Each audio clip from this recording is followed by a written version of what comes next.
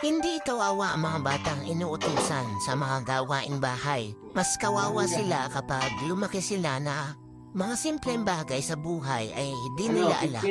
Hindi pang nanay lang ang mga gawaing bahay. Kasi ito ay gawain ng kahit sino at basic na dapat alam ng tao. Pero sa loob ng bahay, mahalaga na lahat ng miyembro ng pamilya ay nagtutulong-tulong sa gawaing bahay at huwag iasa lang sa nanay. Kasi baka totoo nga ang sabi-sabi ng mga nanay na kawawa kayo kapag ako ay namatay.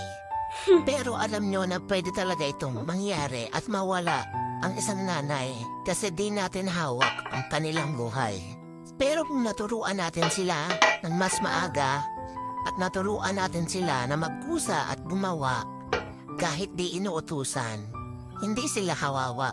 Pero kapag lumaki silang hindi responsable at mareklamo sa maliit na bagay, baka lalo sa malaking bagay.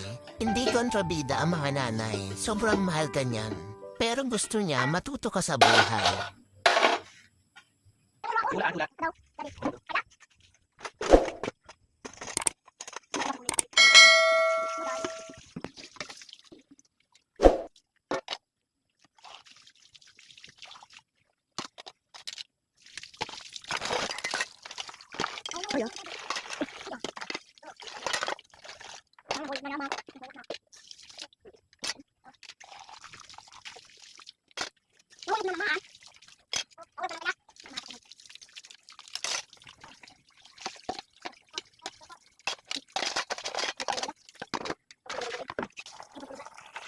Ano?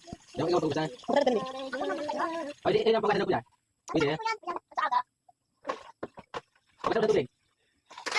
Wala ng tubig. Ginagawa mo! Rin pala. Ginagawa mo!